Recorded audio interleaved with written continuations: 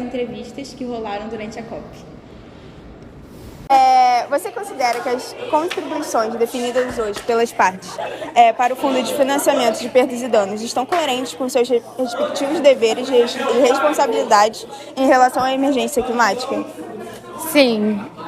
O último agora que a gente teve, essa última conclusão, que foi a segunda, é feita pelo Chile, a gente também assinou, porque somos os países de desenvolvimento, então, querendo ou não, a gente realmente precisa impor isso, de precisar, que eles tenham uma noção da quantidade de gás emitido e o quanto a gente está sendo realmente, as consequências são todas pra gente. Então, sim, foi o melhor até agora, foi o último, realmente.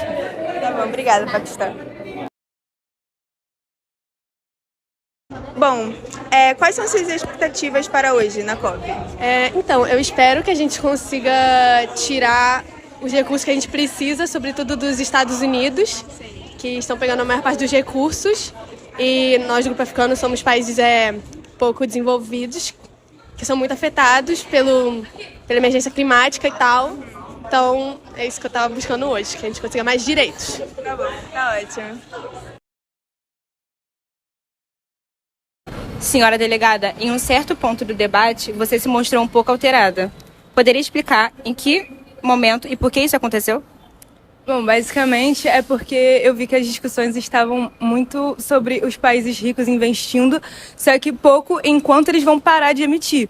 Porque é muito mais fácil eles pararem de continuarem emitindo, lucrando pra caramba, em vez de parar de usar o petróleo, entendeu? E aí os nossos países aqui da África, eles estão sendo muito afetados e tem países que o PIB é menor que $1.000.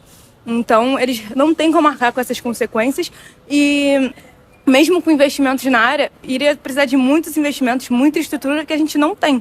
Por isso que eu acabei me exaltando um pouco, mas também para alertar, porque eu acho que o discurso estava muito indo nesse sentido. Obrigada.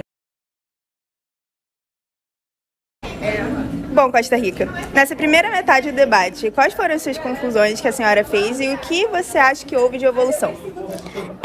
Na primeira parte da pergunta, eu acho que teve uma evolução muito grande de todos os países e delegações participantes.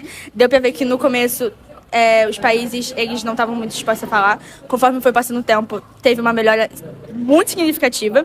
Eu acho que os assuntos eles foram abordados com muita qualidade, porém muita demora, talvez, e acredito que isso é normal, de certa forma. Eu acho que os pontos foram muito bem debatidos, os países todos tiveram uma participação muito bem equilibrada, e eu acho que no final de tudo, o que importa é que o mais legal pra mim, de verdade, foi que no final de tudo, a gente chegou no coffee break e todo mundo não para de falar sobre a simulação. Todo mundo não para de falar sobre a simulação. E dá pra ver que tá todo mundo muito animado, que, assim, eu esqueço que vale ponto. Eu esqueço que vale ponto, entendeu? Então, assim, deu pra ver que todo mundo tá muito animado, saiu do coffee break, só fala sobre isso. A gente vai provavelmente acabar o dia de noite falando sobre isso. Sim. E amanhã, se tivesse aula, a gente ia estar aqui falando sobre isso. Então, é uma experiência incrível. Tá ótimo, Costa Rica. Muito obrigada. Senhores delegados, o delegado da África do Sul os questionaram sobre como os senhores pretendem ajudar na tecnologia dos países menos desenvolvidos. Vocês poderiam entrar em detalhes sobre? Investimentos na tecnologia, investimento em formação de profissionais capacitados para desenvolver essa tecnologia e investimento em órgãos privados para disponibilizar essa tecnologia futura. Além disso, há todo um movimento entre nós delegados para resolver a questão de um fundo, tanto para perdas e danos quanto para mitigação e adaptação da infraestrutura de diversos países. Muito obrigada. Bom, Grupo Árabe, a gente tem 2 perguntas para vocês. Nessa primeira metade do debate, quais são as suas conclusões que vocês tiraram e o que você acha que teve de evolução? Tiveram umas confusões entre os Estados Unidos e a China. O Tuvalu também, no meio dessa confusão toda. A gente ficou do lado do Tuvalu, óbvio. Estamos pensando em mandar investimento para eles, né, para se reconstruir. e muito ignorante a posição dos Estados Unidos, é isso. Estamos rumo à transição energética de energia renovável, principalmente para nosso setor, mas é como a gente falou, né? A gente depende muito do petróleo para a nossa economia, não dá para do nada assim, né? Também não podem esperar que a gente faça milagres. Exato. A gente está em desenvolvimento ainda, então para parar de extrair petróleo é muito complicado, é um processo longo e querem que seja muito rápido, mas a gente está indo aos poucos, sabe? E acho que falta preocupação geral também, muita preocupação com os seus próprios países, falta preocupação com o mundo em si. Muito se acusa dos outros, né? Não querem dividir a culpa, querem jogar só na gente, mas não é bem assim que funciona também. Tá ótimo. E indo para a segunda pergunta, no debate moderado, foram feitas muitas questões sobre a delegação de vocês.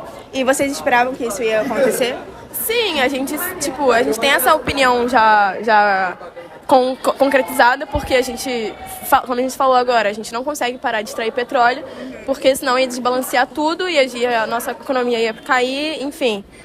Então, a gente entende, a gente considera o que eles falam, mas não tem nada que a gente possa fazer sobre. A gente está tentando, aos poucos, sustentar a base de energias renováveis, é que é um processo longo.